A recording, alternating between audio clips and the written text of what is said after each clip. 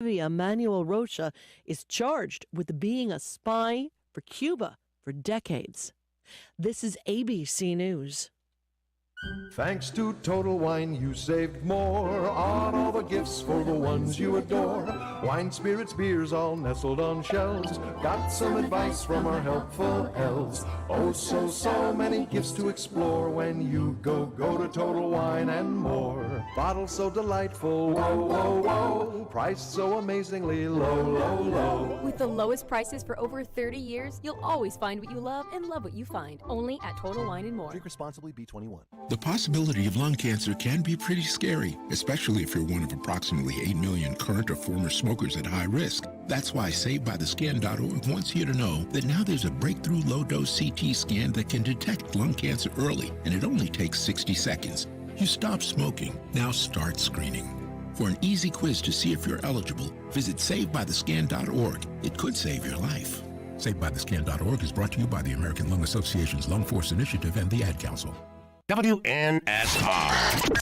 Want even more excitement on game day? It's time to get on Prize Picks, the best way to win big on fantasy sports. Here's how it works. Just pick 2 to 6 players and choose more or less on their stats. If you get them right, you could win up to 25 times your cash. It's quick and easy to make your picks, and with fast and safe deposits and withdrawals, Prize Picks is the place to play this season. Prize Picks has awesome weekly promotions, and they're the only daily fantasy platform with an injury insurance policy, keeping you in the game even if one of your players goes down. Sweat it out, watch your entry update in real time, and continue the fun by making picks on second half and fourth quarter stats. Take your game day experience to the next level with Prize Picks. And right now, you go to prizepicks.com/primetime and use code primetime. Prize Picks is matching your first deposit up to $100. That's prizepicks.com/primetime with code primetime for a 100% deposit match. Prize Picks, daily fantasy sports made easy. Must be present in certain states. Visit prizepicks.com for more details. Listen, you can't handle the truth. It's about to go off. Live from the WNSR Strike and Spare Studios. Just a bit outside. It's the McFarland Show with Darren McFarland and Fox 17's Justin McFarland. Show me the money! Call or text now. We'd love to hear your thoughts. Call us or send us a text on the WNSR text line. 615-844-5600. 615-844-5600. Call or text. Same number. Alrighty then. Now, the McFarland Show with Darren and Justin.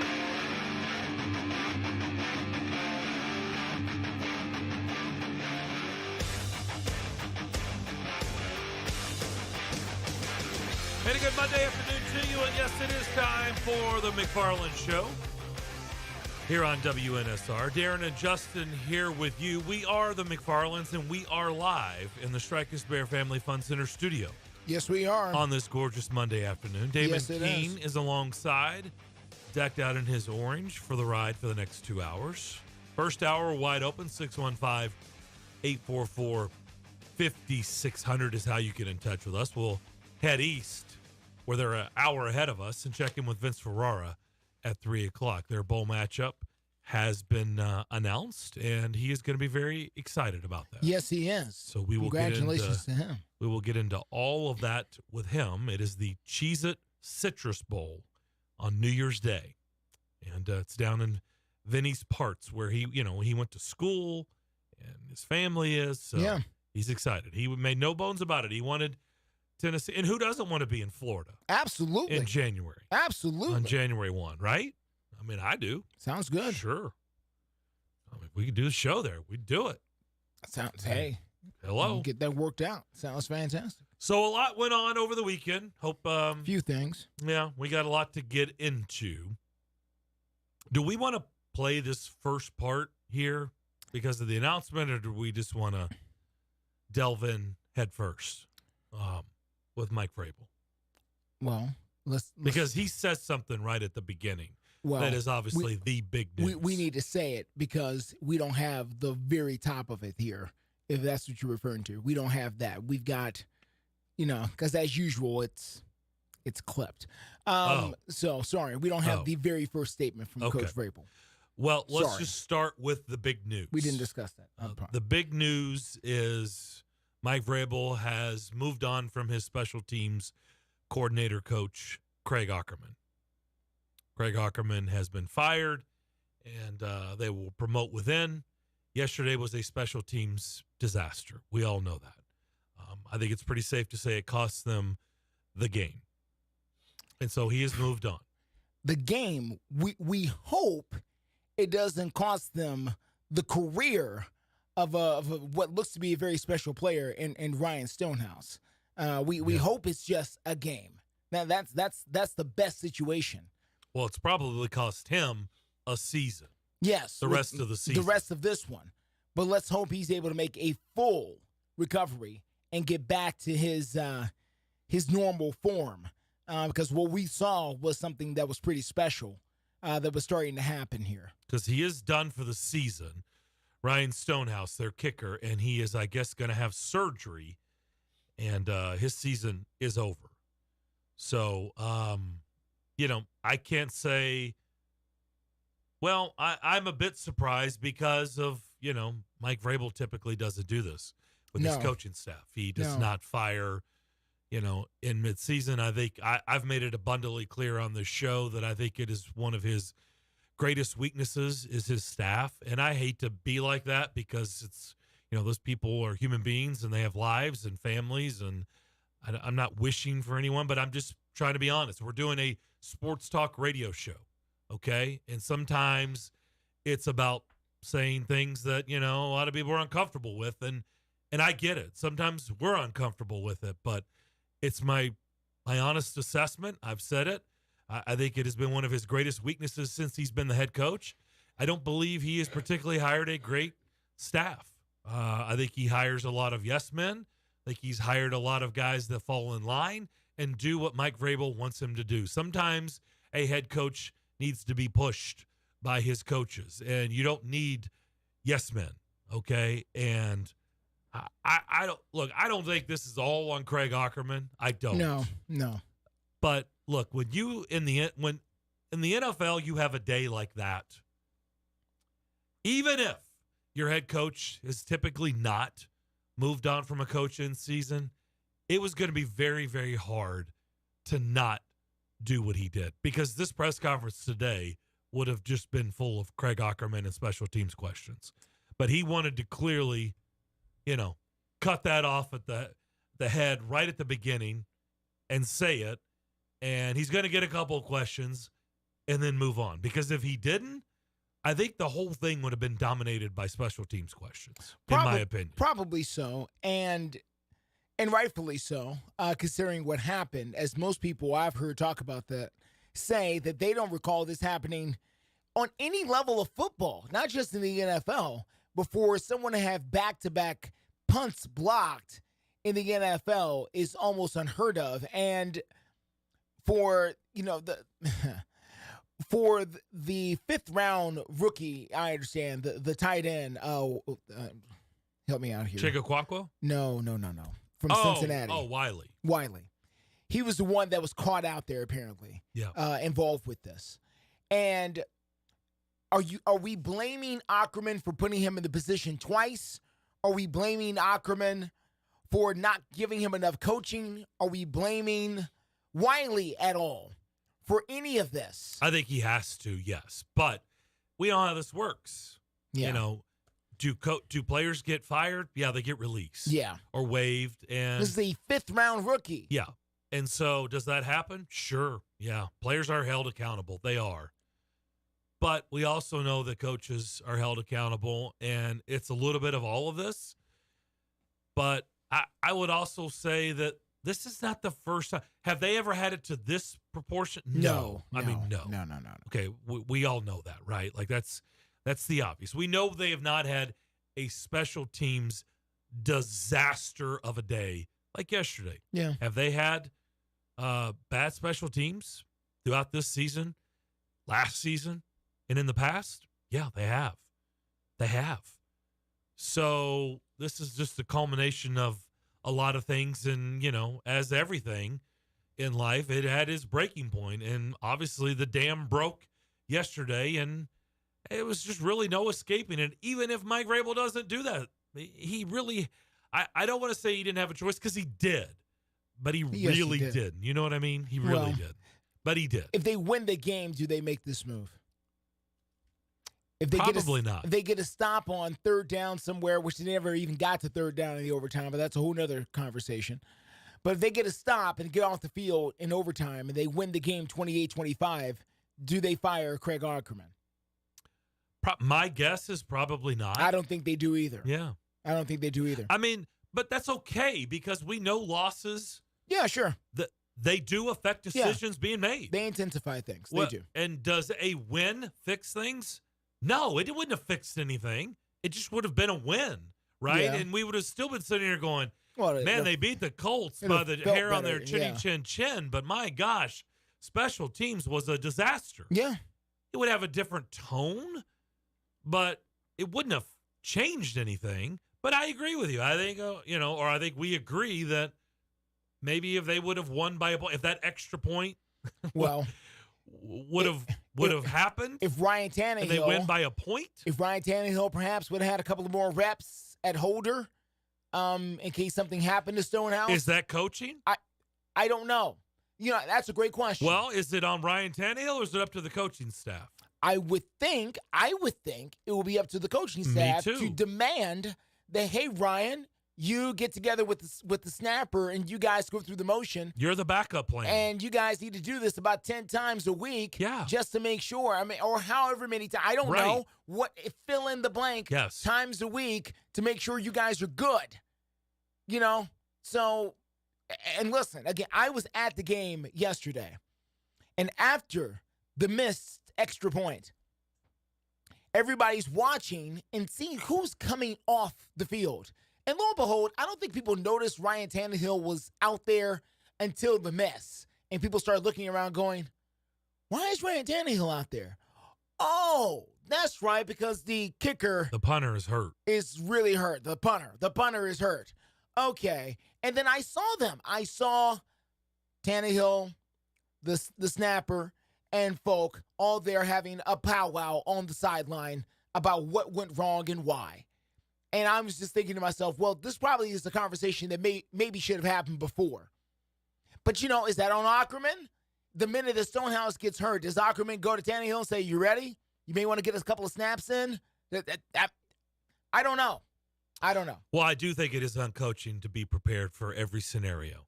And you have to be prepared for whoever is the backup snapper. You just do. Or, holder. Holder. Yeah. You have to be prepared for backup. The NFL, we know. No one is safe. Sure. Like anybody can get hurt. We know that. Kickers get hurt.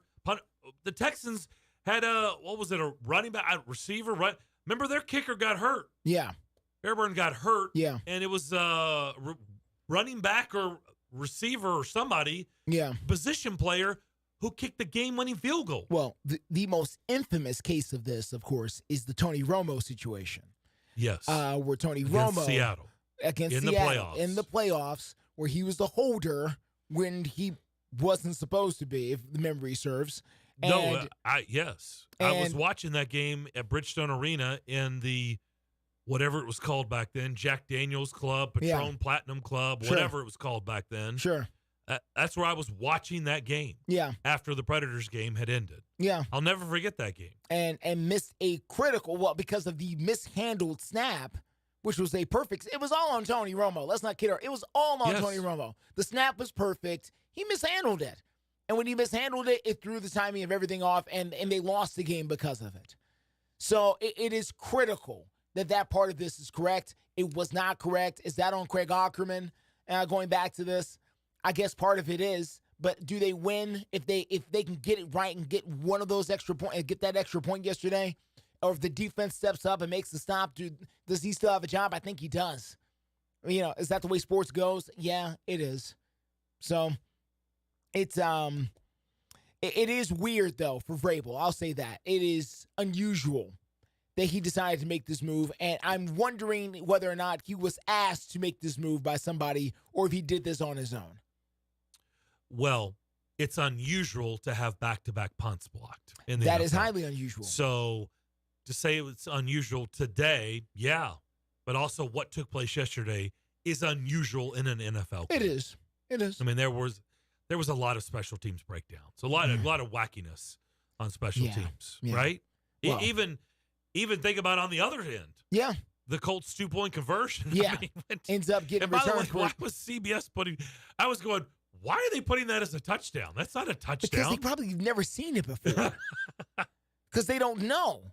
They literally put it up as a touchdown. Everybody's trying to – And I'm like, that's not a touchdown. Everybody in the stands is yelling touchdown as well. And I'm like, no, I'm like 99% sure this is not a touchdown. I'm with a group of people, and I'm like, that's not a touchdown. This is 2 points. It's a 2-point conversion. And so that's 2 points. It's not a touchdown. And they're like, they've put 6 on it. I was like, I got it. That's incorrect. That's incorrect. Yeah. Listen, it's such a weird – it's a weird game when at one point you're tied at 25. This is not. It's a weird game that the Titans were at 25, so you already know that's a weird game to begin with. But for the other team to also be at 25, we're tied at 25 going to overtime. This is. I mean, I don't know, but I would venture to say I don't know, but not too many other NFL games have probably gone to overtime tied at 25. I would say very, very few. You may have to go back to Red Grange days to in find 100 years. I don't even know. I mean, has it happened? I'm sure someone's already looked this up, but it's got to be a handful of times in 100 years. You may have to go back a little ways to find where this has happened. I've been saying it on this show. Again, I don't like to, I'm not wishing people to lose their jobs. They're human beings. They've got families. They've got lives. But this is the one thing, if they're going to continue on with Mike Vrabel, look, this team is doing exactly what I said many, many weeks ago. This looks like a 5-12 team. And it looks like they're on a collision course for 5-12. But you could also call in and say they may not win another game, and they may not. But I think they'll probably find one to win, and they'll finish like 5-12, what I've been saying. And that's what they are, Justin. That's what they are, really. They are a 5-12 team. But if they're going to keep, and I believe that they will, okay, there's been a lot of talk about Mike Vrabel's future. And look, the losses, you cannot deny it, are mounting. It's bad. It is really, really bad. Now. It's ugly. What is his record? Like 4-16 in their last 20 games? Yeah. I mean, it's bad. It's not good. So, no matter what you think of him, that record is what it is. And they're going to continue to mount, in the bad way. So I don't think they're going to do anything. I don't. Whether he tries to force his way out, I don't know. I don't think that's going to happen either. Doesn't sound like but him. Someone, to your point, was he asked? I don't think so. I don't believe so. I would hope that he doesn't need to be asked. But I don't know that because I don't trust. Yeah. Because I've said that's his weakness, Yes, right? I've yeah. said that is one of his biggest weaknesses is his staff. And he has hung on to guys way too long. And I get it. Coaches are loyal, but they're also loyal to a fault. And that is not a compliment. It's not. I love loyal people too. I try to be loyal. But there has to be a line for everything, especially when you know what you've signed up for. There just has to be. It is what it is. And some coaches, they refuse, and they go down with the ship, right? It's Titanic. He's just going to hold on to the wheel, and he's going to the bottom of the ocean with the ship. That's it. I'm the captain, and I'm going down with this thing. Okay, that's your choice. But you also know when you're a head coach and you're a CEO of your staff that times, especially in the NFL, but really in college too. Look, college isn't much different anymore now either, right? Like it's pretty damn close to the pros these days with the money that's being tossed around. Yeah. That when things aren't good, man, and the eyeballs that are on your product and the people that talk about your product, you just can't sit on your hands and do nothing. And you have to address things and you have to make uncomfortable decisions. I hope he isn't told this. I think he needs to make more uncomfortable decisions because again, he needs to get a staff with a better resume. People that got more skins on the wall. People that are desired. People that we look at and we go, oh yeah, I know, remember his time at so-and-so. I remember what he did there. Like, he doesn't have that staff. He doesn't have a lot of dudes with skins on the wall. Jim Schwartz was one of those guys. And, he didn't even let him talk. He was like acting like he barely existed. And, Jim Schwartz is a guy that does have skins on the wall. He's been a coordinator, he's been a head coach, and now he's a coordinator again. Yeah. And so I don't know, Justin. I don't know if they're going to have to tell him to do that in the offseason or if Mike Vrabel's come to the conclusion of, look, I can be stubborn for so long, but if I'm going to just keep losing games, I realize I've got to make tough decisions. He could be a my way type of guy. If I'm going to lose, if I'm going to go down, then I'm going to go down my way. Then I'm going to go down playing the brand of football that I know how to play and I'm comfortable with playing. I don't know if he's like that. I don't know. But we're certainly going to find out. The other thing I want to discuss, Darren, when we come back is the other big, and I'll tease it this way. It is the other biggest issue on this football team right now. And it has been an issue for the last several years. As a matter of fact, it's been the issue over the last several years, and it showed its head in a big way again yesterday, and no one has any explanation. And we can talk about it when we come back. We will do that on the other side. By the way, our phone number, 615-844-5600 is how you get in touch with us. You are listening to The McFarland Show here on Nashville Sports Radio. When was the last time you did something fun with family, friends, coworkers, and clients? What if I told you about a place under one roof that offers affordable entertainment for all ages? That's what you'll find at Strike and Spare Family Fun Centers in Donaldson, Hermitage, Tusculum, Hendersonville, and Murfreesboro with bowling, games, food, drink, and entertainment for all ages. Enjoy an enhanced experience in Hendersonville or Murfreesboro where they feature additional fun with bumper cars, laser tag, roller skating, and more. All locations are open 7 days a week, including holidays. Visit online at strikeandspare.com. Strike and Spare, where fun is bowling. Michael Fabiano here, and if you want even more excitement on game day, it's time to get on Prize Picks, the best way to win big on fantasy sports. Here's how it works. Just pick 2 to 6 players and choose more or less on their stats. If you get them right, you can win up to 25 times your cash. It's quick and easy to make your picks, and with fast and safe deposits and withdrawals, Prize Picks is the place to play this season. Prize Picks has awesome weekly promotions, and they're the only daily fantasy platform with an injury insurance policy, keeping you in the game even if one of your players goes down.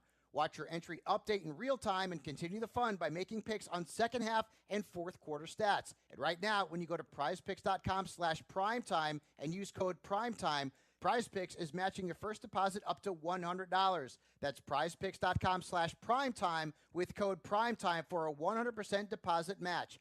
Prize Picks, daily fantasy sports made easy. Must be present in certain states. Visit prizepicks.com for details. Your brain is an amazing thing. But as you get older, it naturally begins to change, causing a lack of sharpness or even trouble with recall. Thankfully, the breakthrough in Prevagen helps your brain and actually improves memory. The secret is an ingredient originally discovered in jellyfish. Based on a clinical study of subgroups of individuals who are cognitively normal or mildly impaired, Prevagen has been shown to improve memory. A Pharmacy Times national survey of pharmacists rated Prevagen the #1 pharmacist-recommended memory support brand for the 5th year in a row. You can find it in the vitamin aisle in stores everywhere without a prescription. Help your memory. Try Prevagen today. Prevagen. Healthier brain, better life. This product is not intended to diagnose, treat, cure, or prevent any disease. Attention high school sports fans, are you an armchair official? You know, the parent or fan who constantly yells at the referees and loves to let everyone know just how bad you think they are. Well, if you think you could do better, then get in the game and prove it. It's time for you to suit up and make the calls where they actually count.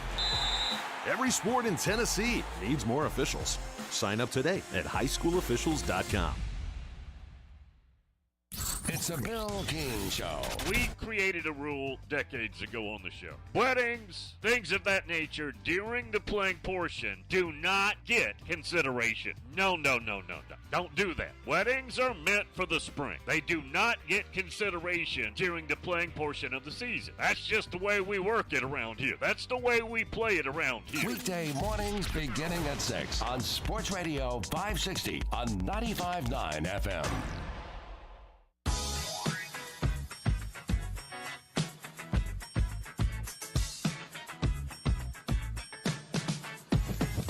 McFarland Show, streaming live on the WNSR app and on WNSR.com.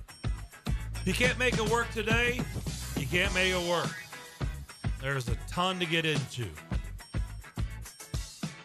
Music City Bowl has its teams as well. Yes. Auburn and first-timer, the Terrapins from Maryland. Welcome. Maryland and Auburn. First time they've gotten together since the first term of the Reagan administration. 1983 was the last time they played. So my hair was very dark back then. I'm about to say, if you remember what you were doing and what you were and where you were doing it in 1983, that means you are of seasoned age. Yeah, I was probably wearing a. I don't know. I'd have to go back and remember. Was that Jams or Zuba pants? Was Zubas? No, you're thinking 90s. That was at late 80s. Yeah, early. Yeah, that you're was thinking 90s. Yeah, Zubas no. You weren't doing Zoom. Yeah, no. So 83. 83 was maybe the iron-on T-shirts. I think so. Maybe that was 80s, I right? think that was it. Yeah, that was about early, the time. mid-80s? Yeah. Iron-on shirts? That could have worked. Yeah. Whatever that was. Probably starting to grow a mullet, maybe. But that was the last time. Maybe. Auburn and Maryland got together. 615-844-5600. Also, the College Football Playoff Committee has spoken. Mm-hmm. It'll be Michigan versus Alabama and Washington versus Texas. Let's go to Tony to get things started. Tony, what's up? Good afternoon, gentlemen. Hey, Tony. First of all, I was at the last time Auburn and Maryland played on the Plains with Boomer Esiason being your quarterback. And Auburn took care of business that particular day. I forgot the score, but they did take care of Maryland. And I was there. So I remember it. I don't want to say well, but I remember being there, and it was a fun, sunny day. I do call that. Justin. Yes, sir. Mentioned to the fact that Tanny Hill botched the snap. Not saying he botched it. No. Didn't say Didn't say he botched it. Didn't say that. I'm saying that he seemed to have some timing issues with it. According to what he was saying down the field, he was pointing at himself saying, my bad, on that particular when folk missed it. As you know, Tony, you being the kicker, it doesn't take much on the mechanics to push that thing left or right. Right. I tell you what I did have a problem with, and I'd like to go back and look at the previous extra points. They lined that extra point up on the left hash. Most extra points that we all see are lined up generally in the center of the goalpost, even though they're out, 17 yards or whatever it is. That was lined up on the left hash. I'd like to see if that's where each kick that I can't even think the Titans kicker. Nick Folk. If each extra point has been kicked from the left hash. So, but if he had just been more to the right, it's through the upright. Being on the left hash, he hooks it, it goes wide left. So that was the first thing I noticed was on why are you on the left hash? Now, I didn't notice the others, but anyway. Florida State. At halftime against Louisville, you had 10 between the two. Louisville and Florida State, you had a combined 10 first downs and 11 punts. Nobody wants to watch that. I'm sorry. I mean, it's just you were not one of the best teams at this juncture. It's sad that the team went undefeated, but, we all saw the clause that the selection committee uses where they can keep a team out based on the availability of star players. So I didn't, they used it. I think that's the first time it's ever been used. So kudos to them on that. If you're that mad, go be 14-0. Go prove yourself again. You're not going to win the national title, but you can sure play for be number 2. I think if Georgia had a 1, beat Alabama, I think they would have put all 4 undefeated teams in. So, but guys, it's been fun this year discussing all this, because next year we won't be discussing all this. Not at all. Nope. Hey, Tony. It'll be them. Tony. Thank you, guys. Tony. See ya. Tony. Go. Go I got something for you real quick, Tony. I looked up the game. Tell me about Scotty leaving. No. I looked up the game that you were talking about. That game took place back in November of 1983. I'm looking at a post here from the Washington Post. It was written by a guy that maybe you probably have never heard of, named Michael Wilbon. He wrote it. Right. Maybe you've heard of him, maybe you haven't. But anyway, he apparently was down there as well. Auburn won that game 35-23. 3 Auburn running backs ran for over 100 yards. Tommy Agee went for 219. Lionel James went for 115. And some guy named Bo Jackson, I wonder what happened to him. He went for 105 yards. Boomer Esiason went for 355 and 3 touchdowns and no interceptions. It was a heck of a game. I was married at the time to a beautiful girl. We're divorced now, but still good friends, Darren. That's good. We're still friends. But my in-laws were in on the car program with the Auburn Athletic Facility department. And so we were down there for the game, and it was, guys, that year, in a nutshell, now get off here. That year, Auburn went all the way, I think 11-1. Should have been national champions. They beat Michigan in the Sugar Bowl 9-7. Al Del Greco kicks 3 field goals, and they were denied the national championship because they didn't score a touchdown against the number 1 defense in the country. The irony to that, the one team that beat Auburn that year was Texas, and they beat them in the first half. Auburn won the second half, and the score was 20-7. Little tidbits right there, a little history lesson. Thank you, gentlemen. Thank you, Tony. Thank you, Tony. Look, I said it. In fact, ironically, we were in Tony's neck of the woods. We had friends from out of town, and there's a big group of us that met at Mill Creek Brewery right there in Nolensville. Really nice place. Packed, by the way. Good. Okay. Watching the games, watching Alabama and Georgia, and watching what? And watching Florida State, Louisville. Okay. When Alabama won, I told everybody, I said, let the chaos begin. This is where, the chaos, there's no way this committee can make this work now. There's no way. No. With Alabama winning, you are not going to be able to make this work. You're just not. Unless you can get, and Michigan, Iowa, by the way, we're watching that too. Unless you can get Florida State and Michigan to lose, right? If they lose, then they'll be able to escape, right? They'll be able to escape all the chaos. But if Florida State and Michigan win, now with Alabama winning, it is going to be a mess.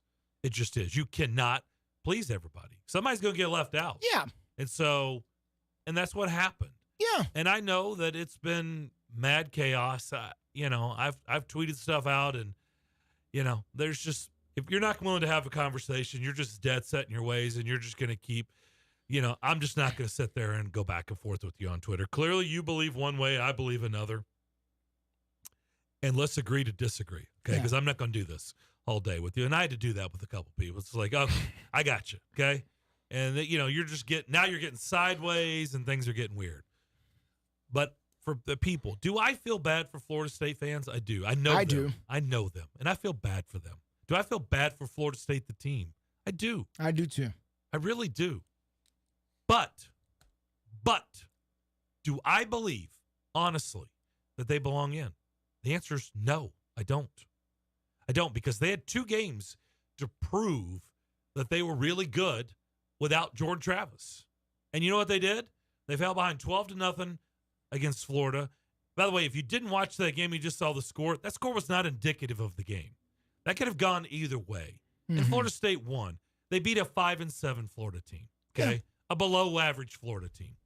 And that Louisville game was an absolute snooze fest. Okay? Yeah. It was a snooze fest. And I get it. That was their third-string quarterback. Yeah. And I'm sure the backup, the second string, was Brock, Tate. I'm sure he would have been available for the playoffs, right? Because it was concussion-related. Yeah.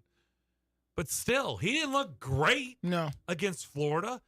And so it sucks that their star quarterback got hurt and is done for the season. But they weren't. I mean, I don't believe they belong in with the backups. They had an opportunity to prove that they could still find a way to look really good without their star quarterback. And yes, they won. Again, against a 5-7 Florida team and a Louisville team that they ended up winning. What was the final? 16-6. 16-6. Again, third-string freshman. I get it. It stinks. They won all their games. They won their conference championship game. It is. But you cannot discard that their best player is not available at the most important position. You can't. And I'm sorry that it happened, but they didn't belong in my opinion. And I get it for all the people that disagree. There's nothing that's going to change your mind, and that's cool. And there's nothing that's going to change my mind. And that's cool too. You have been arguing with people, I can tell. Oh, I have. I can tell. I can tell. For me, this was a business decision being made by the college football folks, and an appropriate one.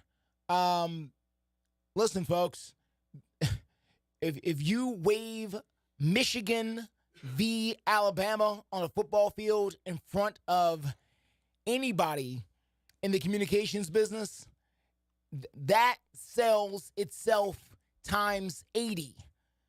It is the two most storied franchises outside of Notre Dame. It's up there. They're in the top 5, top 10 of the most storied college football franchises of all time. And you're telling me you're going to put them on a football field together with something on the line that's not just a outside bowl game or something. Like, this is for real. Like, they're playing for a trophy. Yeah, give me that. Please. Texas against Washington. What you're setting up is the possibility that Texas could play either Michigan or Alabama in a national championship game. And you're telling me the only thing stopping me from getting there is I've got to give Florida the snub, Florida State rather, the snub with a third-string quarterback? Yeah, I'm doing that. I mean, it's unfortunate for Florida State. And this is the real unfortunate part for Florida State. And I've looked it up. Clemson, every time they went to the college football playoffs, all 5 times they've gone, they have never finished lower than a 3rd seed. Ever. They've always been 3rd or higher. And they've come out of the same ACC that Florida State came out of, which means they probably had a very similar schedule to whatever it is that Florida State played. And going undefeated with that same schedule that they played, they ended up with a 3rd seed. Florida State goes undefeated with the same schedule, they end up out. Through these other weird set of circumstances involving not having their starting quarterback and also having one-loss champions that played each other in a weird kind of, Final Fantasy way. And Clemson had Deshaun Watson and Trevor Lawrence. Yeah. And those guys were playing. Yeah. And they were superstars. Yeah. So that does change things. And guess what? If Jordan Travis was playing, that changes everything. It changes everything. But when Eric, rewind the tape of Friday's show, when Eric called into the show and suggested that the committee might leave out the SEC, what were my exact words? I halted the show and I said, Eric, go buy Powerball tickets today. The lottery. You have the same odds with those tickets on Saturday's drawing as that committee leaving out an SEC team. That's exact word for word. You can go pull the tape of Friday's show. Yeah. Same odds, winning the lottery and the SEC being left out. There was no way. There's no way they were going to leave the SEC champ with either the name Alabama in this case, yeah, or a Georgia out. If it was Missouri or Texas A&M, maybe. I ain't leaving out Alabama or Georgia. No. It ain't happening. No. And Texas is very attractive as well. Well, and what did Texas look like their last 2 games of the season? Very dominant. Very dominant. Florida State was muddling along with their backups. Yeah. And Texas was dominant. Yeah. But again, these are legacy programs, and this is the last time this is going to happen. The next time everybody will get in and we'll be arguing about 12 versus 13 next year. So it is what it is. Florida State, I'm sorry, but there is no way in the world that the powers that be in this conversation were going to turn away from Michigan v. Alabama or Texas v. Alabama or Texas v. Michigan. No, you don't know. No. So I'm sorry. And by the way, there is something to be said for the Alabama for being the best team in the best conference. The SEC had 6 teams ranked in the top 25. The other conferences had 4 apiece. The SEC had 6. Alabama beat 5 of the 6 teams who were ranked in the top 25. But what about Tech? But what about them? No, Alabama was going to go. They were always going to go. It was undebatable that they were going to go. The question is, who was going to get left out if Jordan Travis didn't hurt himself, and who was going to get left out? By the way, if Clemson was just a little bit better, and if their strength of schedule for Florida State was just a little bit better, who was going to get left out? Maybe. Florida State's strength of schedule ended up being what? 55? 55 or something. 55. Yeah. Alabama's was what? 11. Oh, that was in the top. I thought it was top 10. I need to. I'd have to look that up. Maybe I think it's 5 10. or something. I think it was 5. I think maybe I think Washington it was Alabama was 11. was 5. Florida State was 55. If you don't think that matters, I don't know what to tell you. It does. All right, we'll step away, take another break. 615-844-5600. More of the McFarland Show next. With 13 locations nationally, including Smyrna, Star Leasing Company is a semi-trailer one-stop shop and the perfect place to build a career as a semi-trailer mechanic. Seeking candidates with all levels of experience, Star Leasing Company has a semi-trailer technician trainee program with sign-on and quarterly bonuses and other opportunities such as $1,000 for having a yearly physical. Package also includes 401k with company match, health, dental, and vision insurance, competitive pay with weekly paychecks, and paid holidays and time off. Star Leasing Company, not your typical semi-trailer leasing company. Visit starleasing.com to learn more. In Tennessee, 967,430 people struggle with hunger, and 295,570 of them are children.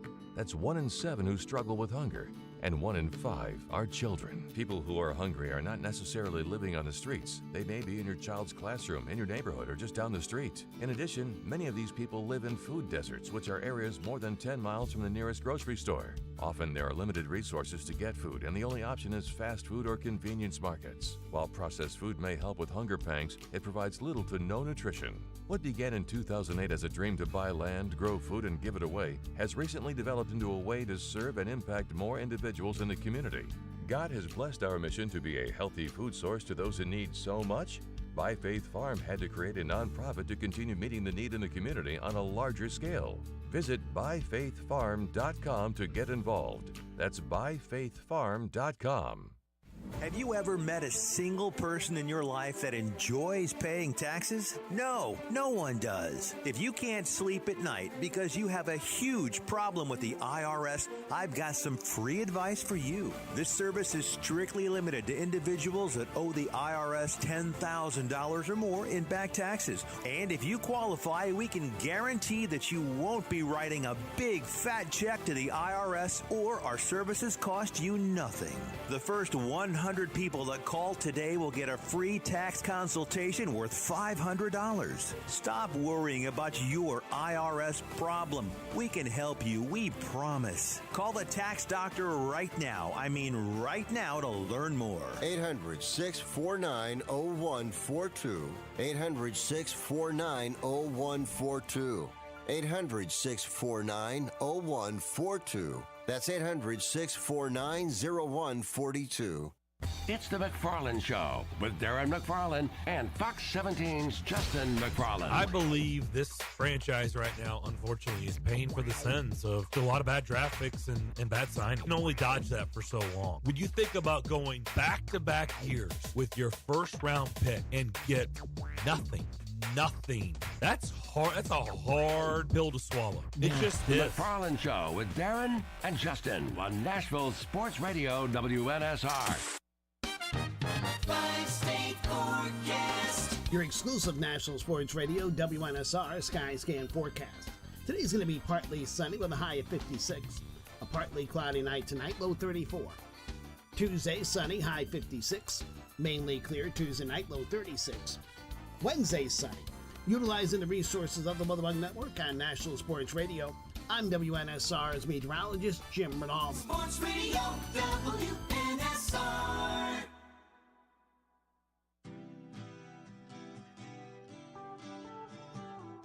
Titans fans, Preds fans, the McFarland Show has you covered. Give us a call, 615-844-5600. The McFarland Show with Darren and Justin.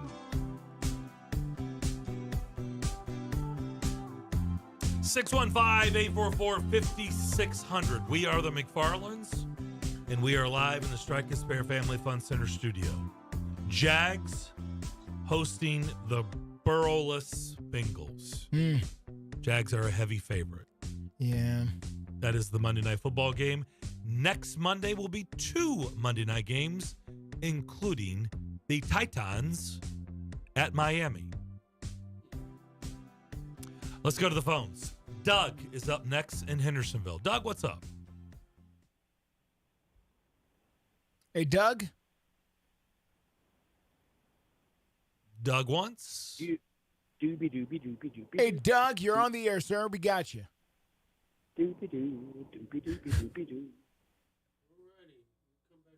Okay. We'll have to, I don't know what happened. Glad Doug's Doug was, gone. listen, Glad he didn't say anything. Glad he was just humming. Yeah. Call back, Doug. That could have gotten weird. Yeah. Sorry Could have about gotten that. weird. You never know with Doug. That could have been part of, whatever Doug was trying to tell His us. bit? Yeah. May have been a bit. It may have been a bet. Yeah. I'm not sure. But, listen, we don't play that around here, He Doug. may have butt dialed us for all we know. No, Just I don't maybe think singing so. in the car. No, I don't. Doobie-doo, doobie-doo. Doobie-doobie-doo. And he butt dialed us. Doobie-doobie-doobie-doobie-doo. All right, so what's up? It's Bill. It's Bill. Oh, maybe that's why. Because we were calling him by the wrong name. Yeah. We just read the screen. Bill. Bill, what's up? Hey, Bill. You can call me. Bill? Oh, no. I mean, it. Uh-oh. Hold on, no. Bill. Hold on, Bill. Hold on, Bill. Hold on. Oh, gosh. What a disaster. All right, Bill, What let's just try happened? it again. Bill, you there, sir? This is called live radio at its worst. Okay, well, Bill, call us back, sir. Sorry again. So, yeah. We'll take 3, Bill. 615-844-5600. Not our best segment ever. In fact, this will not end up being a promo. What's happening with this? This just in. It will not be a promo. Just take the phone and slap it. Just slap it. Slap it on the side. Okay. Think Damon's over there slapping the phone on the side to make sure it works. All right. We're going to dial some folks in. I don't know who he's This got is on the phone. Doug. This Oh, Doug. that Are we Doug, sure? Sure. This is really Okay. Doug. Okay. Line one Let's or find out. doobie-doobie-doo. Whoever's on there, you're up. Doug? Hey, this is Doug from Nashville. I wasn't going to call in, but I thought I needed to rescue you guys. Yeah, thank you. Thank you, Calm Doug. there for a minute. Yeah. Well, I'll just bring something to the table here. That segment will not be in the Radio Hall of Fame. Sure. Okay, well, let me ask you guys this. This will make the Radio Hall of Fame. Mm-hmm.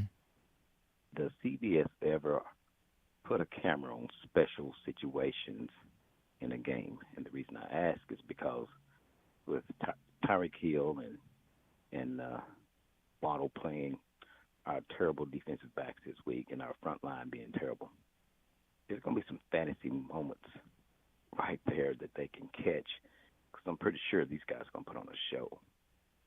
So do they ever just designate a camera to situations like that? Well, it's going to be a Monday night game, Doug, so it's ESPN is who you're going to be looking at. So sorry. No problem. It is, by the way, is the ESPN. So they've got 2 games. Yeah. And so how are they designating that? Is this the first game? Are they going to be staggered? Game 2. Yeah, they're going to be staggered a little bit. But listen, one of the games, the Titans game will be aired here locally. But again, and I'm who's not getting sure. that? Because you said they bid on that. They do bid on that. And to be honest, I haven't looked it up. So let me find out who's getting it here. I think it's CBS. Okay. Go ahead. Let me ask you guys another question here. Yes. There's coach development and there's player development.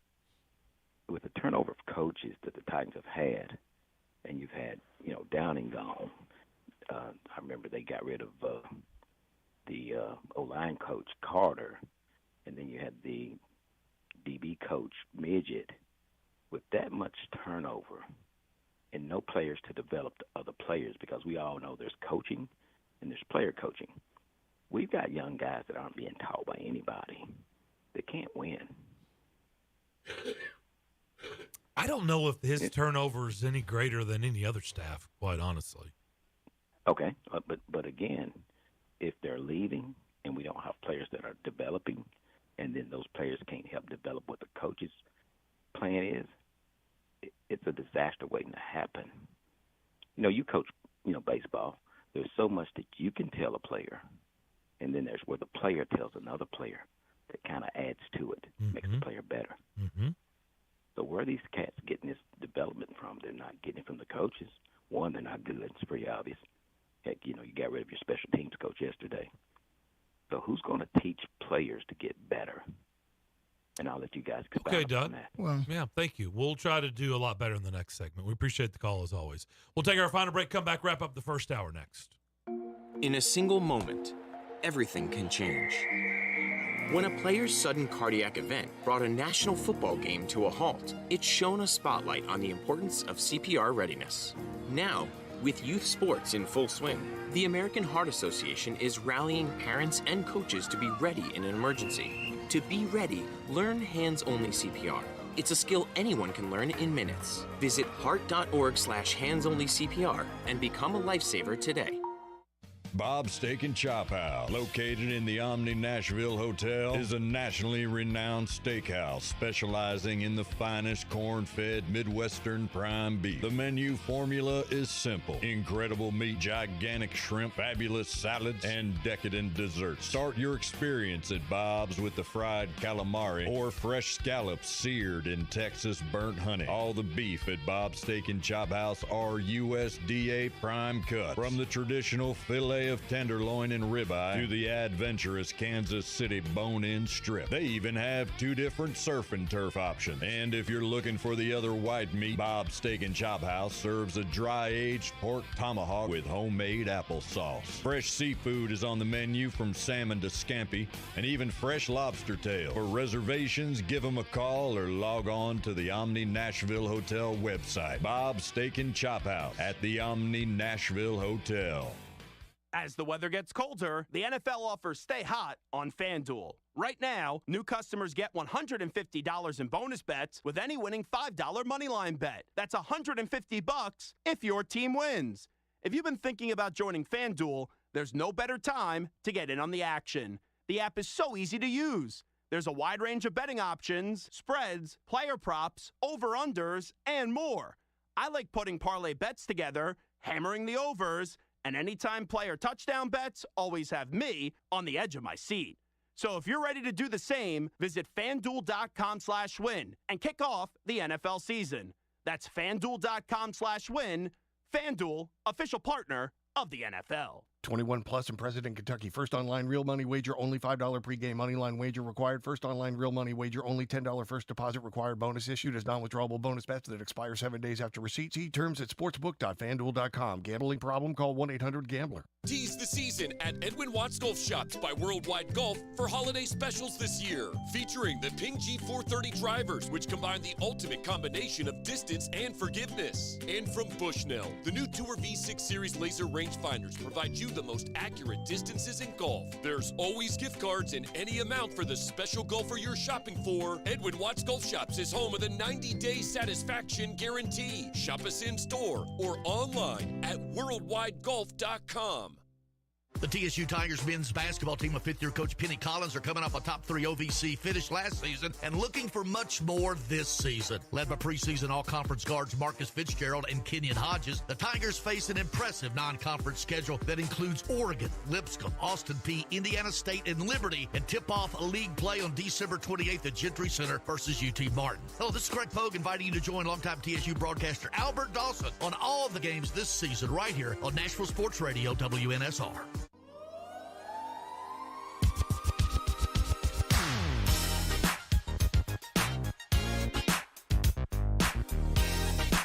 The McFarland Show, broadcasting live in Rutherford County on 107.9 FM.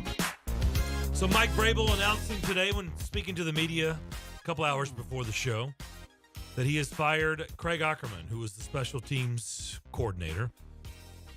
Craig Ackerman had been with the Titans since 2017 and had been the special teams coordinator since 2018. He was the assistant in 2017. He had taken over this role in 2018. Now, by letting him go, he has promoted Tom Quinn, who was the assistant. Tom Quinn, in his first year with the Titans, spent a long time with the Giants organization as their special teams coordinator. I think from 07 to 17. Oh. And then he stayed on as an assistant. I'm not sure why.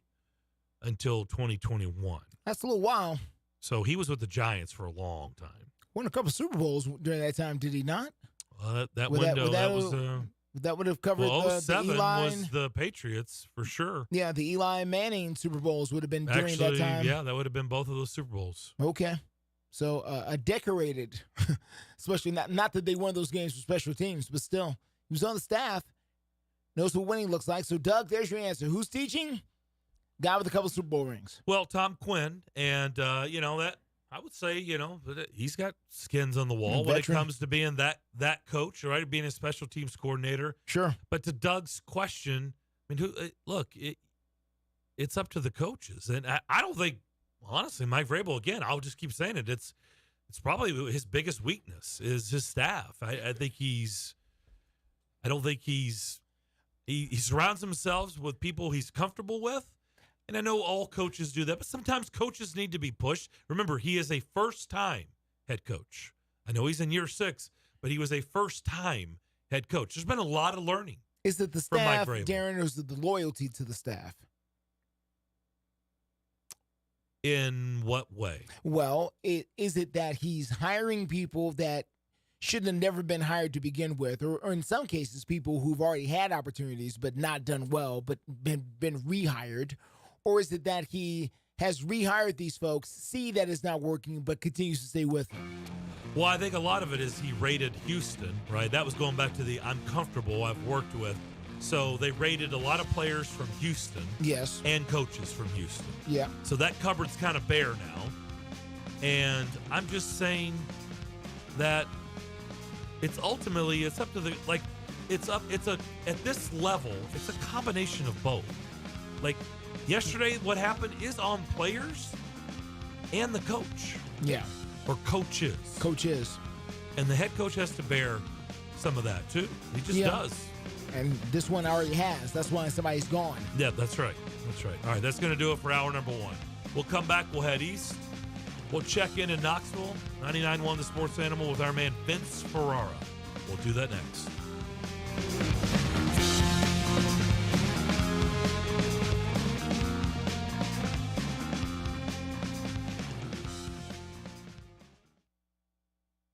560 AM, 95.9 FM, Brentwood, Nashville, 107.9 FM, Smyrna, Nashville's first 24-hour sports station. WNSR, Nashville Sports Radio.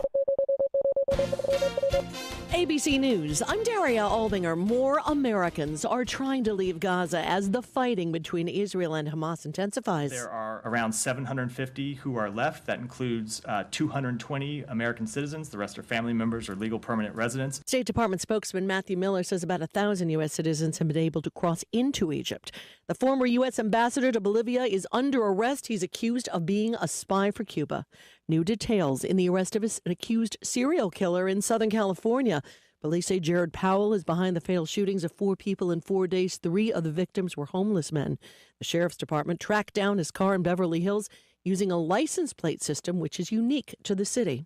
The families of the victims in a mass shooting at a Dollar General store back in August are expected tomorrow to announce a wrongful death lawsuit at the store, the security company, and against the shooter's family. Stocks are lower, heading for the close. This is ABC News. Imagine it's the last ride, but your symptoms of irritable bowel syndrome with constipation, or IBS-C, are taking you for a ride. What should you do? Keep managing your constipation with belly pain the same old way? Or try getting ahead of your symptoms by talking to your doctor about treating it with Linzess, linaclotide. Linzess is a prescription medicine that treats IBS-C in adults. It's not a laxative. It's a once-daily pill that helps you get ahead of your symptoms. It's proven to help you have more frequent and complete bowel movements and helps relieve overall abdominal symptoms, belly pain, discomfort, and bloating. These symptoms were studied in combination, not individually. Do not give Linzess to children less than 2. It may harm them. Do not take Linzess if you have a bowel blockage. Get immediate help if you develop unusual or severe stomach pain, especially with bloody or black stools. The most common side effect is diarrhea, sometimes severe. If it's severe, stop taking Linzess and call your doctor right away. Other side effects include gas, stomach area pain, and swelling. Imagine, what could relief from IBS-C mean for you? Talk to your doctor and say yes to Linzess. Learn more at linzess.com or call 1-800-LINZESS. WNSR, Nashville Sports Radio. Prescriptions require an online consultation with a healthcare provider who will determine if appropriate. Restrictions apply. See website for details and important safety information. Subscription required. Price varies based on product and subscription plan. Hey guys, did you know there's a generic form of Viagra that works just the same, but is 95% cheaper? And you can get it online? Just go to hims.com/joy. Through Hims, you'll get a free medical consultation, discreet shipping if prescribed, a 100% online process, and trusted generic alternatives to the name brands at up to 95% off. That's right, get generic for Viagra, the same active ingredient as brand name Viagra, but for 95% less. It's the same medication, still prescribed by a licensed medical provider, but with zero copay, no expensive appointments, and no awkward face-to-face conversations. To start your free online visit, you need to go to this exclusive address, hims.com/joy. That's hims.com/joy for your free online visit. HIMS.com/JOY. Listen, you can't handle the truth. It's about to go off. Live from the WNSR Strike and Spare Studios. Just a bit outside. Now back to the McFarland Show with Darren McFarland and Fox 17's Justin McFarland. Throw me the money! Call or text now. We'd love to hear your thoughts. Call us or send us a text on the WNSR text line. 615-844-5600. 615-844-5600. Call or text. Same number. Alrighty then. Now, the McFarland Show with Darren and Justin.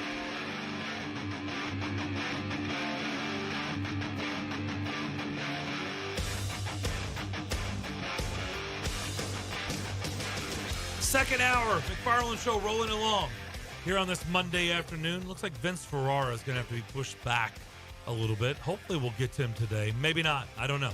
Okay. He's actually got to tape an interview. Basketball practice for the Vols ended early. Okay. And he's got to tape an interview or interviews for the Vol Network. So Gotta do your job now. We'll see when it all wraps up. Hopefully we'll be able to touch base with him, I don't know, about 20 minutes or so. But if not, We'll see. we may have to push him to tomorrow. If not, plenty to talk about and say here. Tennessee and Iowa will be the Cheez-It Citrus Bowl on New Year's Day. That will be a noon kickoff our time. That game will be shown on ABC. Music City Bowl here will be on December 30th. I believe that is also a day game. It is 1 o'clock. Is it noon? I thought 1 it was o'clock? noon. It may be 1, but it's an early kickoff. I know that.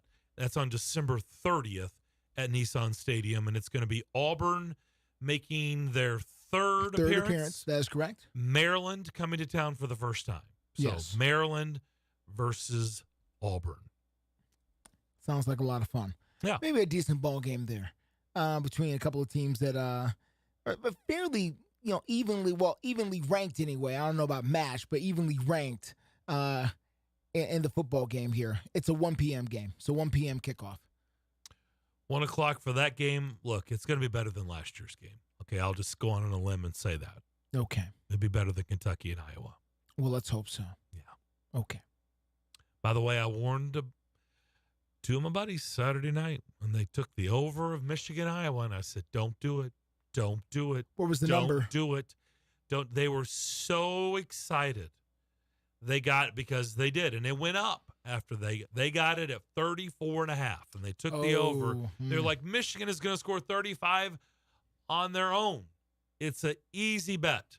This is free money. And I said, don't do it. Don't do it. Do not do Iowa and an over. Ever. I don't care what the number is. Don't do it. Don't do it. They did it.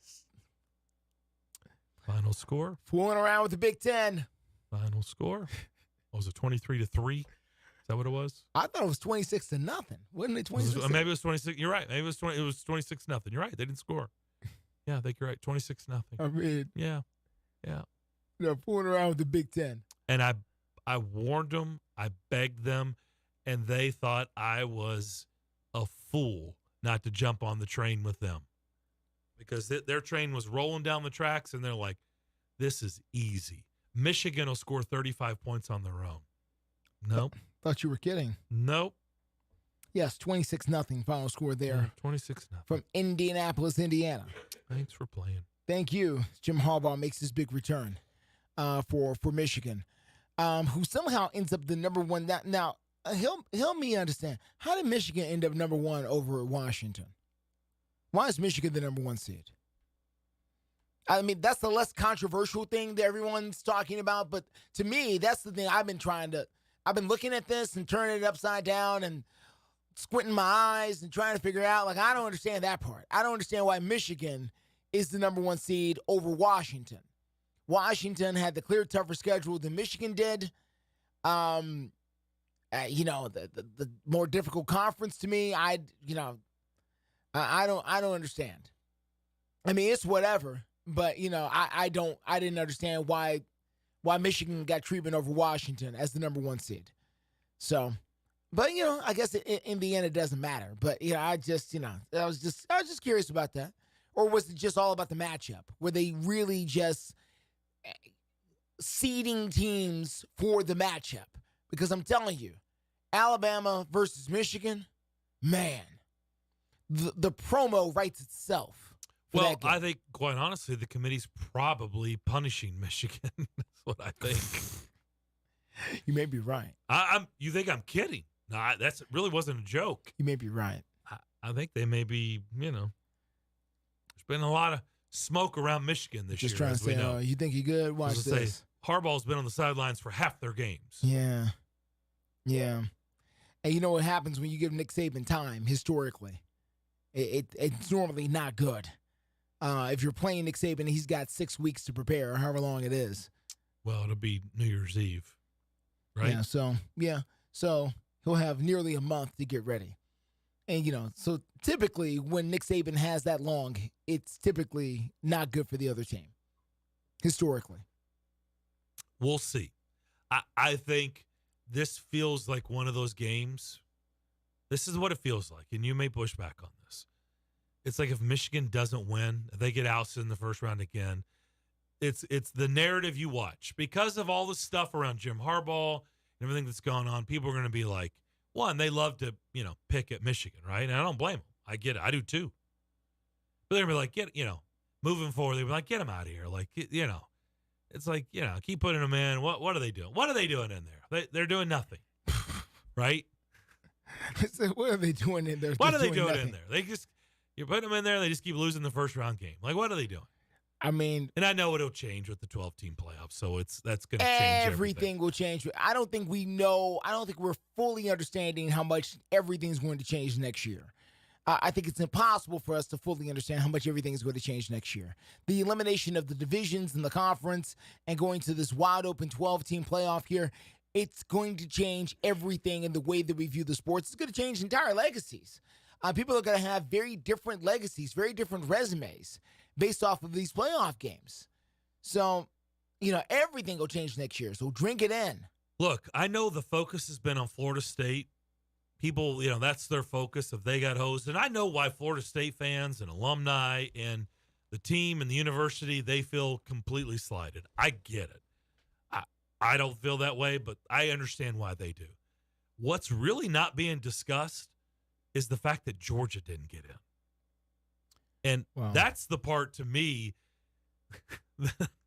I don't think it's getting enough attention. They were the number one team.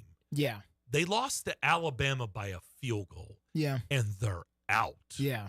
They're the two-time defending national champs.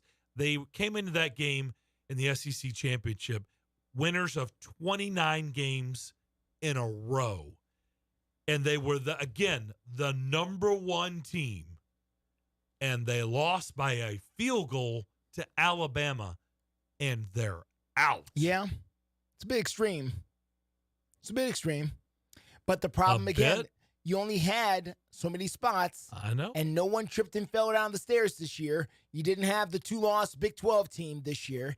You didn't have the 2-loss Big 10 team, this year that normally would create a spot for the loser of the SEC championship game. You didn't have that this year. This year you had 5 or 6 deserving teams and only 4 spots available according to the criteria. So somebody was going to get the job. I mean, that's the reality of the situation. No matter who was left out, they were going to have a legitimate case. And it just turns out that, this year it's Florida State and Georgia who are getting left out. Do they have legitimate points and cases to be made? They sure do. Does it matter? Nope. Because there's only 4 spots. And if you took them out, if you took out Alabama and Texas and put in Florida State and Georgia, is there really now any less misjustice done, or is it just a different group of people who are upset? It's just a different group of people who are upset. Yep. It's not like now the scales are balanced and justice is no. There's no justice here. There's 6 teams and 4 spots. Somebody is not going to be happy. That's it. If my father's listening, George McFarland, he would say, son, sometimes life ain't fair, son. And that's just it. And that's true, by the way. Very true. Sometimes life ain't fair. Sometimes, you do all you can, and you're right, and you're justified, and it still doesn't happen for you. By the way, congratulations to Tennessee Tech. They have found themselves a new football coach. Yes, from Old Dominion. Yeah, Bobby Wilder. So, guy with a good pedigree, good resume. Interesting. Yeah. Interesting. Old Dominion coach. Yes, and you know what I like about that? He's forgive me, Coach, if you're listening already. He's not a spring chicken, as it were. He seems to be a man with some season on him. That is taking over that job. So often now in coaching, we're seeing very young men get jobs, and nothing wrong with that. But it's interesting to watch some coaches with some season on them get jobs. So good luck to him out there in Cookeville, and as they call it, wings up out there. We'll see. Of course, we're still waiting to hear from MTSU. Yeah, he took, and you're right. That's where I was going next. Right, we have not. He took over Old Dominion in 2007 to restart a program that had laid dormant for nearly 70 years. Jeez. And the Monarchs' first season was in 2009. And the team finished 9-2. How about that? But yeah, no, done a good job. Yeah, it's done a really good job. But you're right. And now we wait to see what MTSU is going to do. Yeah, because time is ticking for them. And they said, look, Chris Pizarro said it would be sometime this week, so I assume it's going to be sometime this week. Yeah, I have no doubt it would be sometime this week. Now, who and what and when and where and how and why, I don't know.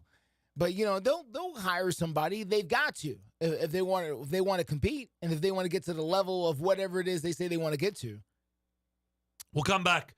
We'll switch gears to the Titans and discuss what happened yesterday. All right. And what does this mean moving forward? 615-844-5600. You're listening to the McFarland Show on Nashville Sports Radio. Golfers, swing into Edwin Watts Golf Shops for the hottest new fall arrivals from TaylorMade, Callaway, and Titleist. Come by and test drive the new TaylorMade P790 irons, the new Callaway Apex Pro iron sets, and the new Titleist T-Series irons. While you're there, get a free custom fitting on the new arrivals and more. Edwin Watts Golf Shops is your headquarters for all the latest golf gear from all the top manufacturers. Edwin Watts Golf Shops, home of the 90-day satisfaction guarantee. Shop us in store or online at edwinwattsgolf.com.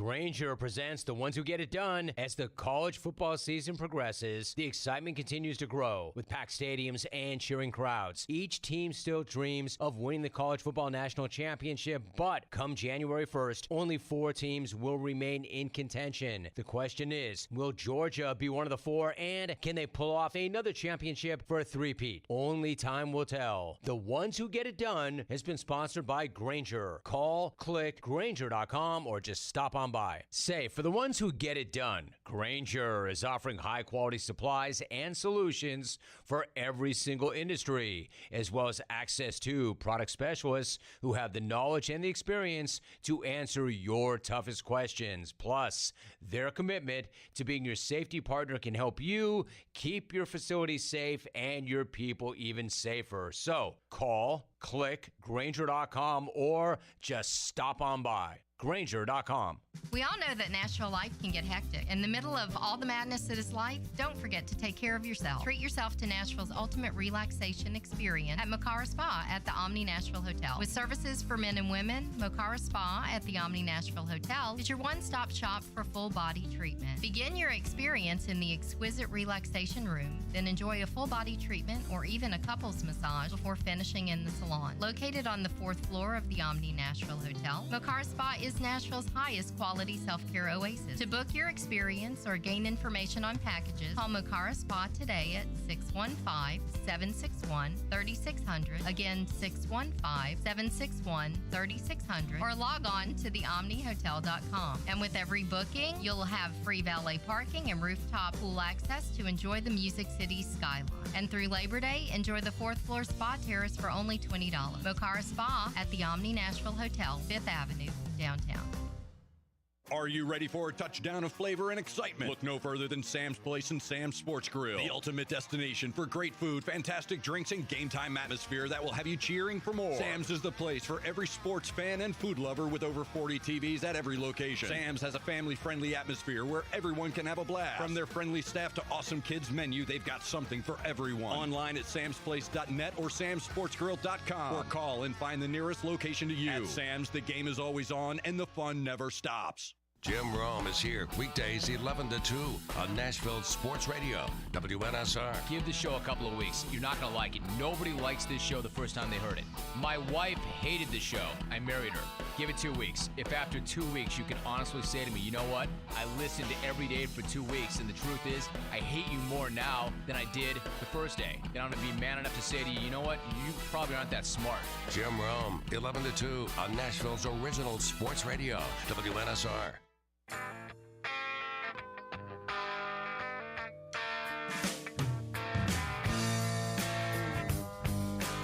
Welcome back to the Strike and Spare Studios. You're listening to The McFarland Show with Darren McFarland and Fox 17's Justin McFarland. Mike Vrabel told the media today that he has fired Craig Ackerman, special teams coordinator. Been the special teams coordinator for the Titans since 2018, which means he would have been the entire time under Mike Vrabel's watch. They have moved Tom Quinn into that role, who came over. This is his first season with the Titans. Mm-hmm. He was with the Giants for a long time, since 2007. Mm-hmm. So we'll see if things should look. Will they change? Yeah, they will. There's no way they're going to have a worse game or a similar game that they had yesterday on special teams. There's just no chance. None. You wouldn't think, and hopefully not. But, you know, the other thing before we get to our caller here is that the other thing that poked up its really ugly head yesterday for the 3rd or 5th or 8th year in a row, however long it's been, is the injuries. The injuries have now... They're mounting, and it's not small ones, they're big ones. Jeffrey Simmons is going to be out for at least 2 weeks. That's a big one. Ryan Stonehouse is out for the year. That's a big one. Derrick Henry is in concussion protocol, which means we don't know how long he's going to be out. That's a big one. These are not small things. These are big deals. And these happen in game. Like we saw them happen. And again, this has been a problem last year. This was a problem the year before. It can't be explained. We have had Teresa Walker. We've had Jim Wyatt. We've had former NFL players, both inside and outside the organization. We've asked them about – the only thing we haven't had on is medical professionals, I guess, Darren. But we've had on everybody else and asked them about the injury issue, and no one has a good, legit reason about why they happen at the rate that they do on this football team. And it's happening yet again. It happened right before our very eyes. So what does this mean? Honestly, I don't know. I've got nothing for you on this other than to just bring it up as a topic that is worth discussing about why it is this team can't stay healthy for multiple years. Let's go to the phone, 615-844-5600, and let's go to Eric. Eric, what's up? Hey, guys. First of all, one quick thing about the college football playoff. It was interesting. Florida State could have been in the playoffs this year, but the Big Ten, the Pac-12, and the ACC all voted against going to 12 playoff teams this year. So that's out there. Yeah. So their own commissioner voted it down for this year. Yeah. And I don't know if because they had to recuse themselves, but they said that there were 5 ACC representatives as part of the committee. So I don't know, because if it involved Florida State, they couldn't vote or whatever the deal was behind that. But that's also what I heard. So it's interesting. Guys, as far as the Titans go, guys, one of the things that's frustrating, and I hate to get into, like, the officiating, guys, because I know there are calls you make and calls you missed. And, one of the frustrating things, and it definitely did happen where, I guess after the first drive where we got the touchdown, next drive, I guess the defensive back, I guess, was taunting. He shook his finger at the end of the bench. It was right in front of the referee, and he threw a flag. And the next play, bam, touchdown. And also we had a touchdown call back where we wound up having to punt the ball. That was frustrating. But it's also frustrating when there's some obvious penalties and they get missed. The Derrick Henry thing, it was clearly helmet to helmet. That wasn't called. The Andre Hopkins in the end zone was not called. Also, the fact where we were called for false start, and they showed it on Jumbotron, and it was the Colts player clearly offside, but they called us for a false start. And last but not least, when I think we had a shot at the interception on the second play when it was 13 seconds left to go, the second interception, they said there was a report, I didn't see it, that Gardner Minshew grabbed the guy's face mask, and that was not called. And to me, it's just stuff like consistency. I mean, I'm not saying that we're guilty or not guilty of the penalties we make, but I just want to see more consistent stuff like that. When you have that many where it's obvious or not that are missed, it's like you're seeing all this stuff for us, but you don't see those things like that. That's the kind of thing that really bothers me. I mean, I just want more consistency, but in general, the officiating is bad because you probably already talked about in the Kansas City Green Bay game last night. It is. PI, and the officiating overall, it's like terrible. And it's like that. I'm getting to the point, guys, where I'm like a lot of these people.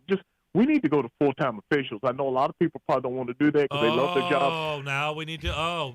Eric, how long have you been listening to me? Eric, if they went to full-time officials, long have you been listening to me? The same guys, what difference does it make? It does make it. Why would it make it? We've never talked about this. Okay. Oh, you're right. You're right. That's not fair to you. But Eric should know because he's been listening to me for a long time. I have been mocked and laughed at because I've been bringing this up for 15, 20 years adamantly. Yeah. And I was like, you have. No, we ain't going to change anything. It's not going to change. What's it going to change? Oh. Yeah, because I've never been on that train. I mean, to me, I haven't really argued one way or the other on that, but it's just where it is just so bad. And a lot of these guys, you wonder about their age and whether or not they can get up and down the field and all this type of stuff. And, you need to do something, whether it's training them better or whatever. Or, I mean, because I know you can't replay like penalties that are thrown or flags that are not called and all that stuff, but it's just unless you want to provide some system where they can challenge a penalty, I don't know if you can realistically do that. So look, you're talking to the choir when it comes to full-time referees. I've been saying it for a very, very long time, and most people just laugh at me or go, what's it really going to change? Oh, I don't know. I don't know if you only have one job.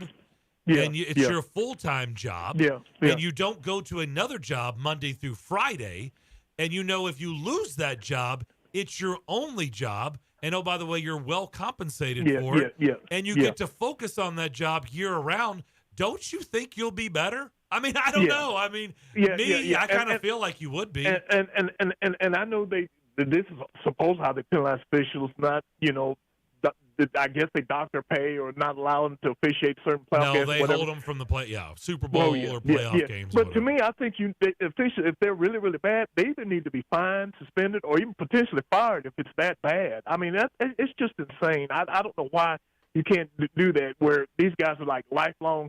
I mean, that's to me what you should get. If you're that bad, you should either be fined or suspended or possibly lose your job. I just don't get that.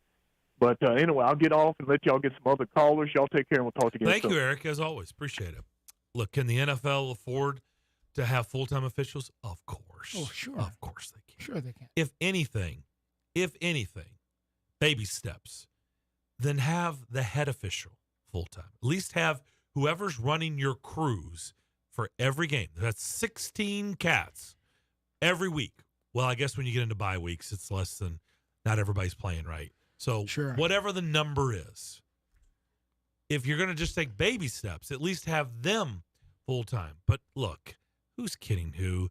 They can make all these people full-time, and they can focus on their job, this job, year-round, rather than today. Guess what? All the officials that did yesterday's games, you know what they're doing today? Another job. That's what they're doing. They're selling insurance. They're attorneys. Or whatever they are. Sure. Whatever they are. Federal agents. Whatever. Yeah.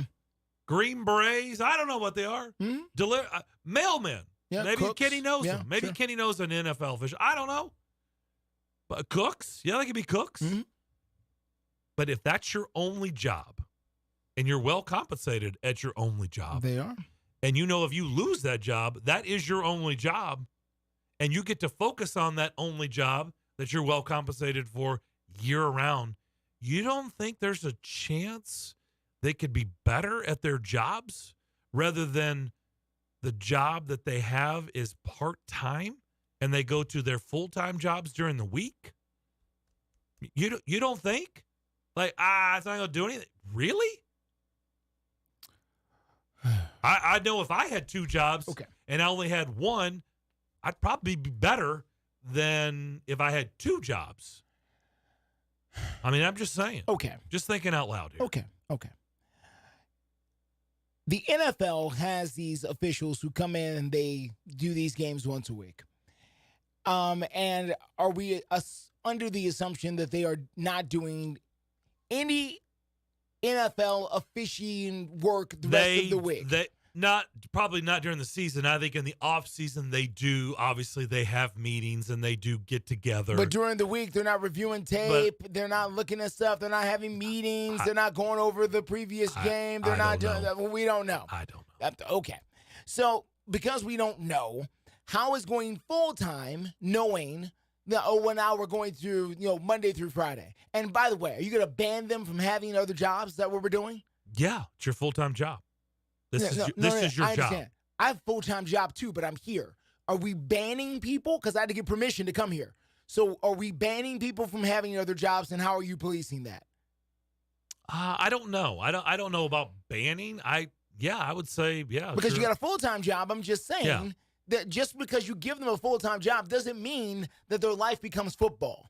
I would then say, okay, then fine. Here's the compromise. No, but guess what? Just know when you're not good at your job, this job, you're going to be let go. Well, why can't we just do that now? Huh? Why can't we just do that because now? They don't have enough why do we have people, to go? Justin. People aren't standing in line for this job. They're not. Why not? Your dad is an umpire. Yes, he is. Go talk to your dad. Not getting, well, listen, they're not getting paid what these guys are getting paid. I understand that.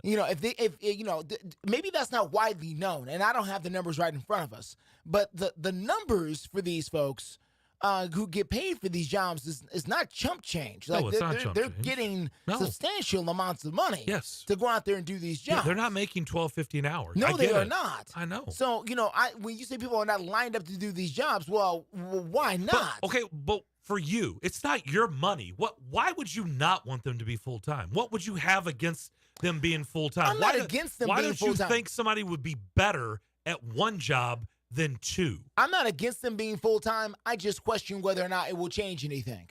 If you have the same guy making bad calls now, it's going to change because he's no longer an accountant during the week, and now he's just a guy going out there on Sunday, and since he's not doing the accounting during the week, he can go out there on Sunday and not make bad calls? Yeah.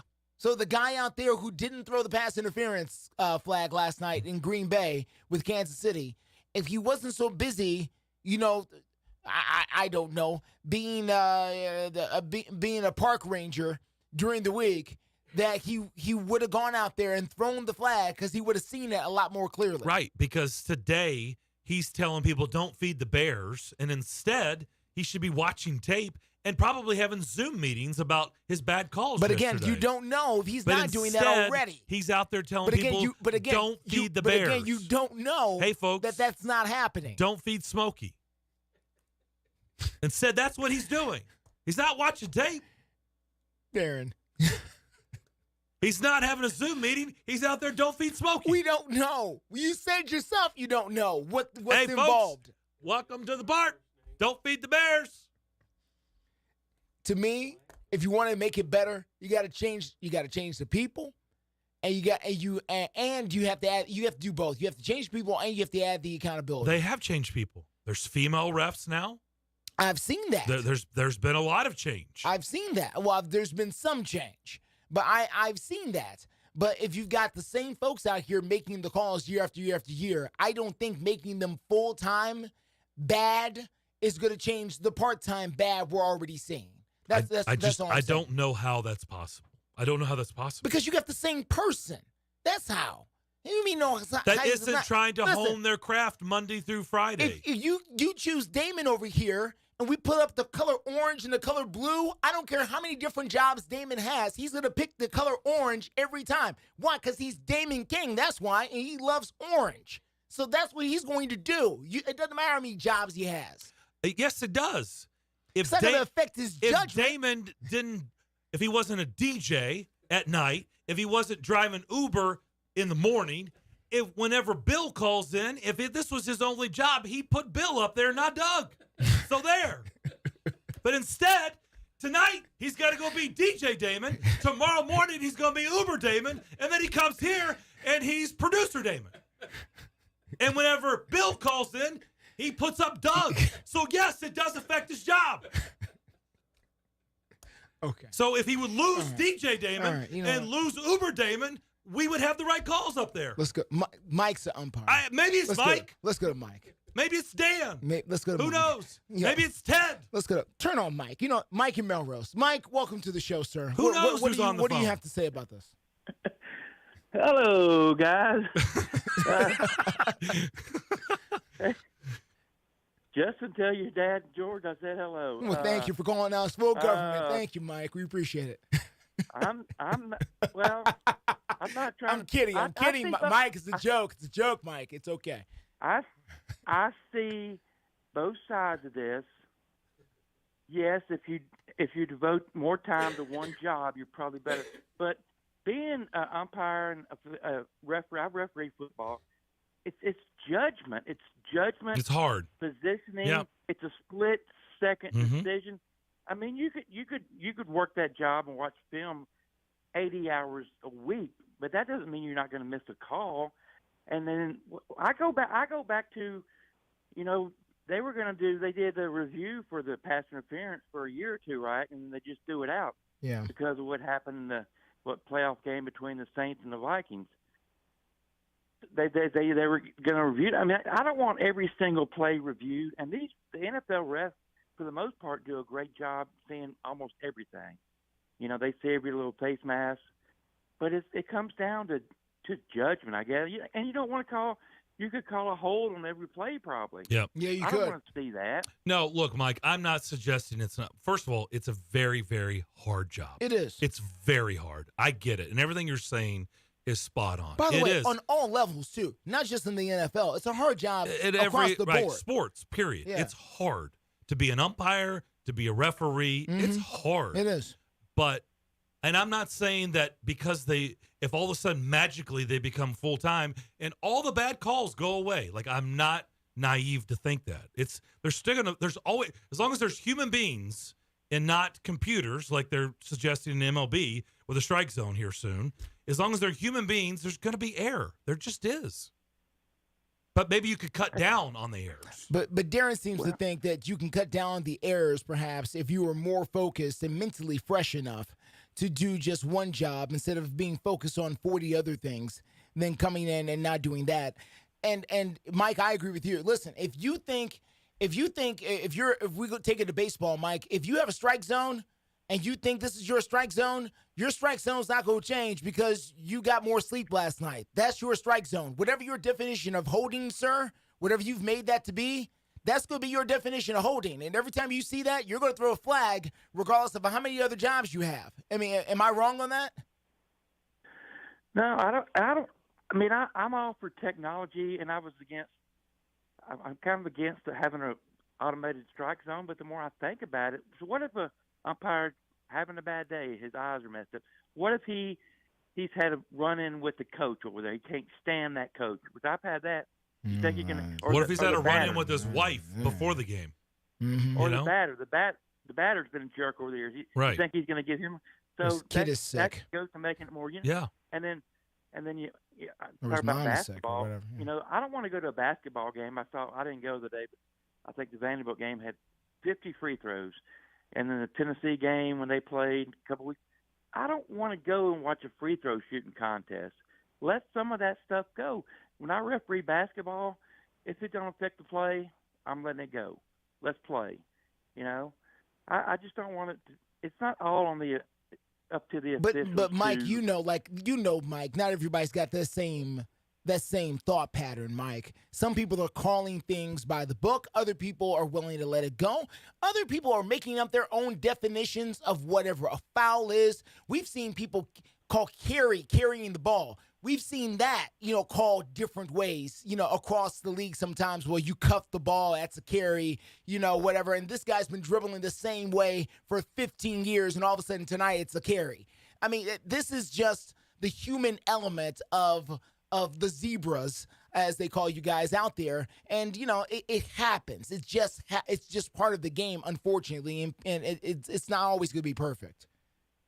Yeah, and the last thing they're calling that game last night, I think the female official said the guy was in bounds, and somebody commented like she missed that call, and I said, "There's no way a woman missed a call. The woman is always right." Wow, are you you trying to do a makeup with somebody? Is somebody listening? Am I right? You think we're going to disagree? Give him the epic man. I don't know who's listening right now. No, you're right, Mike. Shot. Hey, one more thing on the college football play. I understand why they're doing it, but it's just not. It's not right. It's not. Darren, if you were playing in a pool play and 4-0, the other team was saving their star pitcher and they got beat. That's not right. That's just they want to see Alabama in there. I mean, if you look at a common opponent, with the quarterback, they both play LSU, and Florida State beat LSU with their star quarterback the whole game. So they deserve to make it. Okay, they beat 8 ranked teams. They deserve to make it. I don't care if their star quarterback's out, but they had more yards of the day than Michigan did. And you got Michigan with the coach who cheats. I know Michigan's offense is horrible. So that's just they chickened out on that. I mean, what is it going to be worse than the championship game last year? Mike, you're a fan of an SEC team. Do you really think that committee of human beings was going to leave out the SEC? I didn't think they would. Okay, that's why we're having this conversation. So you're saying they should have left out Texas then? Who do you leave out then? You leave out Alabama and Georgia. Okay? That means you leave out the SEC.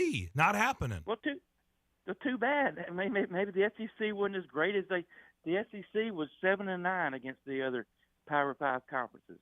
Then why they have 6 teams in the top 25 versus the other teams had 4? The other conferences had 4 apiece, and they had 6. That doesn't mean. I mean, that doesn't mean that Florida State deserved to make it. Okay. Here's the other thing. Here's the other thing, Mike. That committee, remember, revealed to us last Tuesday night, that Georgia was the number 1 team in the land.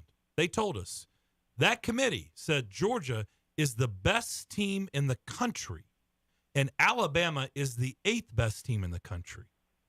And the 8th best team in the country beat the best team in the country, according to that committee, by a field goal.